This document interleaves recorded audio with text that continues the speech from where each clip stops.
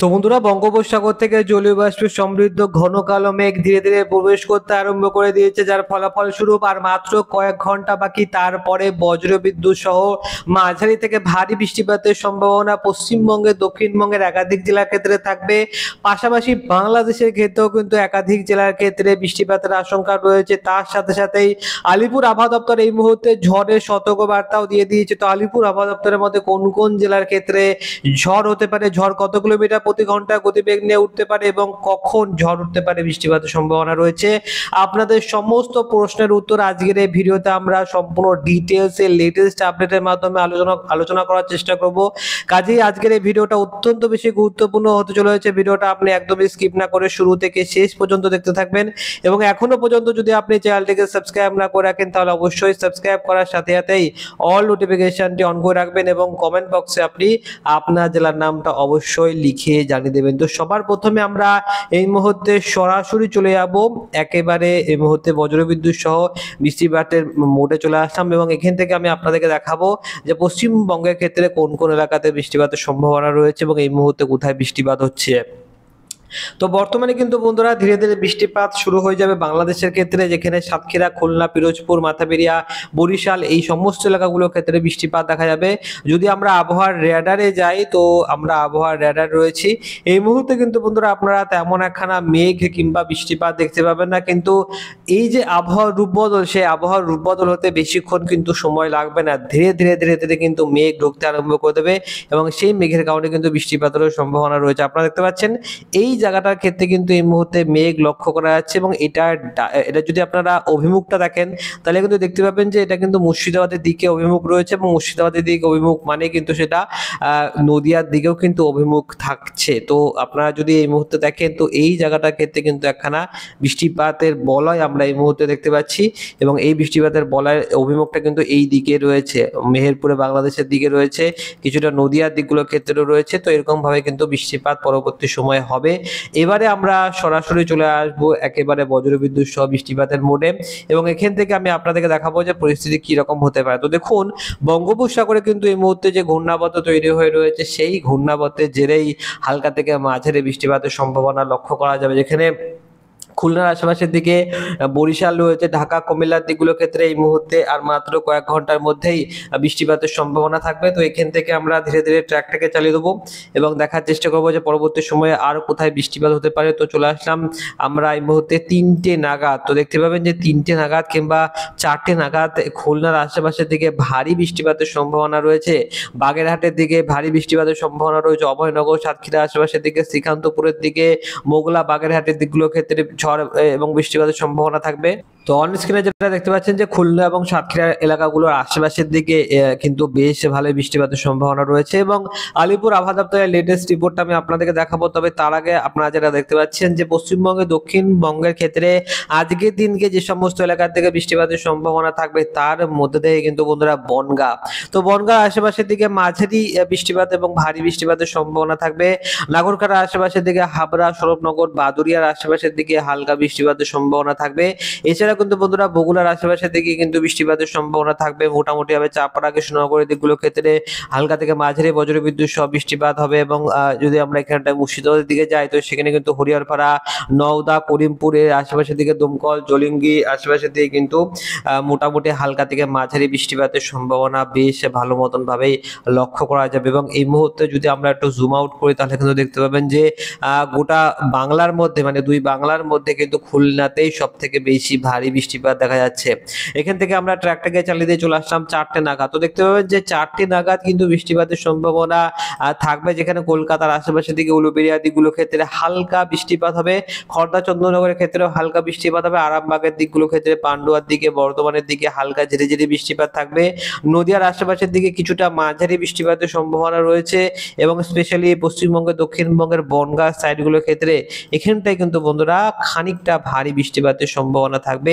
চাকদার আশেপাশের দিকেও মাঝারি বৃষ্টিপাতের সম্ভাবনা রয়েছে। বাংলাদেশের যশোরের আশেপাশের দিকে, এছাড়াও কিন্তু কচ্ছেদপুর, মাগুরার দিকগুলোর ক্ষেত্রে ভারী বৃষ্টিপাতের সম্ভাবনা থাকবে।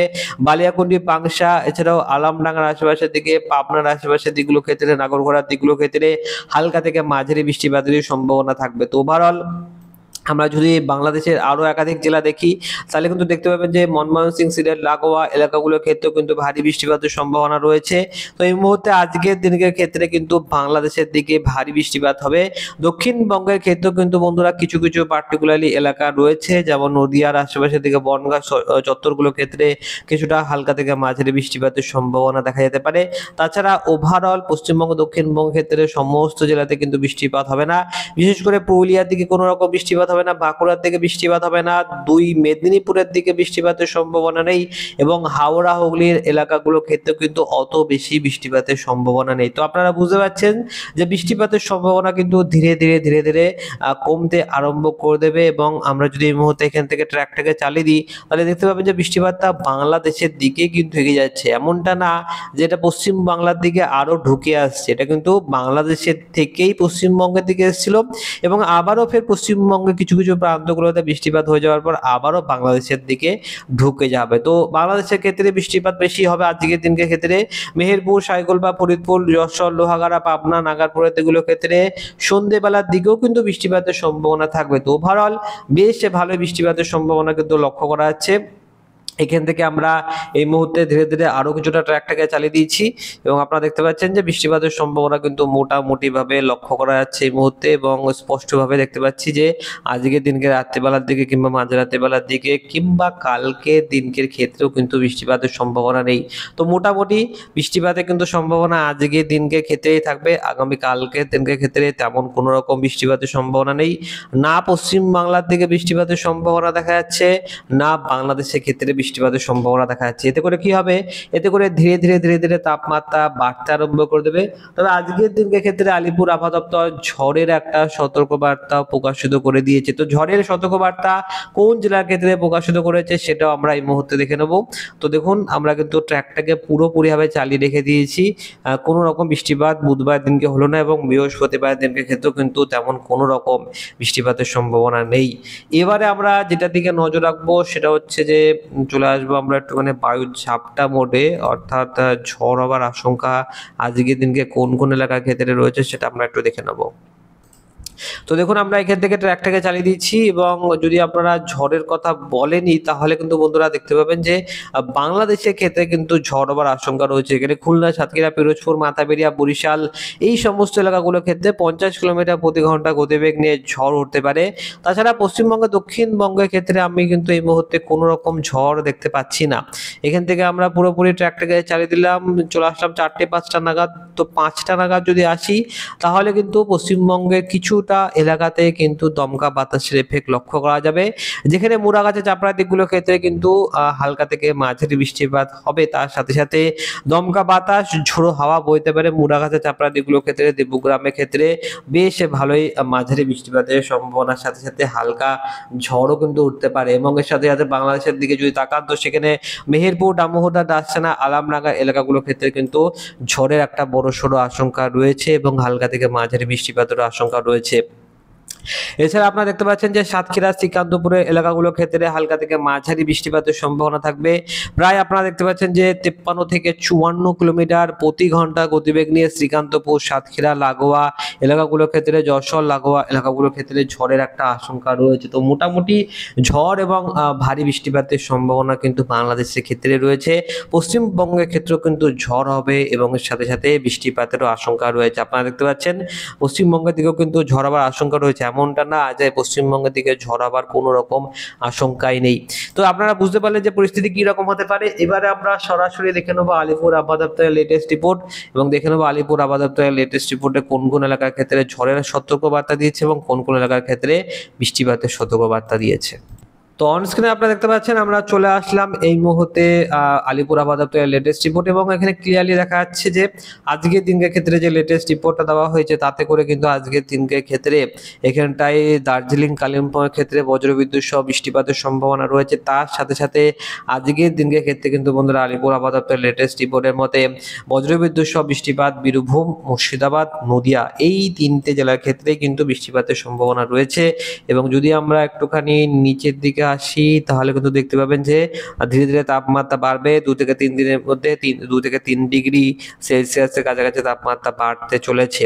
যদি সতর্কবার্তার দিকে আসি তাহলে দেখতে পাবেন যে সতর্কবার্তা কিন্তু এখানে ক্লিয়ারলি বলে দিয়েছে আলিপুর আবহাওয়া দপ্তর যে উত্তরবঙ্গের ক্ষেত্রে এবং দক্ষিণবঙ্গের ক্ষেত্রে দুই বঙ্গেই ঝড়ের আশঙ্কা রয়েছে, যেখানে দক্ষিণবঙ্গের ক্ষেত্রে 30 থেকে 40 কিলোমিটার প্রতি ঘন্টার গতিবেগ নিয়ে ঝড় হতে পারে বীরভূম, মুর্শিদাবাদ এবং নদিয়ার ক্ষেত্রে। তো 3টি জেলার ক্ষেত্রে বৃষ্টিপাতের সম্ভাবনা রয়েছে আপাতত হবে এবং আর মাত্র কয়েক ঘন্টা বাকি, তারপরে কিন্তু ঝড়ের সম্ভাবনা রয়েছে। এবং দক্ষিণবঙ্গের ক্ষেত্রে আগামী কালকের দিনটা বাদ দিলে পরবর্তী 3টে দিনে আবারও ফের ঝড় বৃষ্টিপাতের সতর্কবার্তা দিয়ে রেখেছে আলিপুর আবহাওয়া দপ্তর। যদি আমরা এখানটায় চলে আসি পশ্চিমবঙ্গ দক্ষিণবঙ্গের ক্ষেত্রে, তো দেখতে পাবেন যে কালকের দিনকে কোনো রকম সতর্কবার্তা নেই, কিন্তু তারপরে 3টে দিনে কিন্তু বৃষ্টিপাতের সতর্কবার্তা দিয়ে রেখে দিয়েছে আলিপুর আবহাওয়া দপ্তর। তো মোটামুটি আমরা আজকের এই ভিডিওতে এইটুকুই লেটেস্ট আপডেট এবং লেটেস্ট রিপোর্ট দিতে পারছি। পরবর্তী ভিডিওতে আমরা আরও বেশি very very accurately latest update দেওয়ার চেষ্টা করব। তো অবশ্যই আপনারা স্টে টিউন থাকবেন।